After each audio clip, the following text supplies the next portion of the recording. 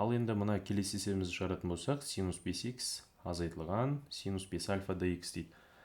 Бұл жерде мына синус 5 альфа дегенге назар аударсаңыздар, бұл сіздерді шатастыру үшін беріп қойған, яғни мынау аргументі 5 альфа болып тұр ғой. Бұл қандай да бір бұрыш, яғни бұл сан шығады бұдан.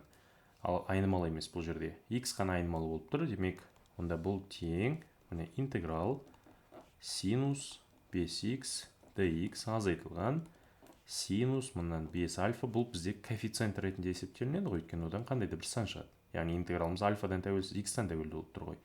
Сонымен мынау синус 5х dx-тің алғашқысын есептейтін кезде бізде мектеп кезінде жалпы айтатынымыз, яғни 1 бөлінген k деген коэффициент шығады дедік қой. Сол қайдан келеді десеңіздер, ол міне мынадан шығады екен ғой. Дифференциаласын түрлендіретін кезде мына синустың аргументі 5х. Демек, онда дифференциалдың астына 5х-қа келтірсек, мына 5х-тан туындалсақ, 5 алдына түседі. Демек, онда мынаның алдында 5-тен 1 бар деген сөз.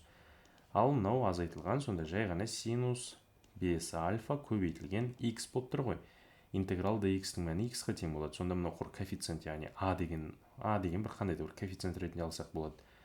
Сонымен ары қарай есептесек, сонымен синустың алғашқысы ол бізде минус косинус, сонда бұның мәні минус 5-тен 1 косинус 5х азайтылған, мына жерде синус 5 альфа көбейтілген x қосылған с-ға тең екен.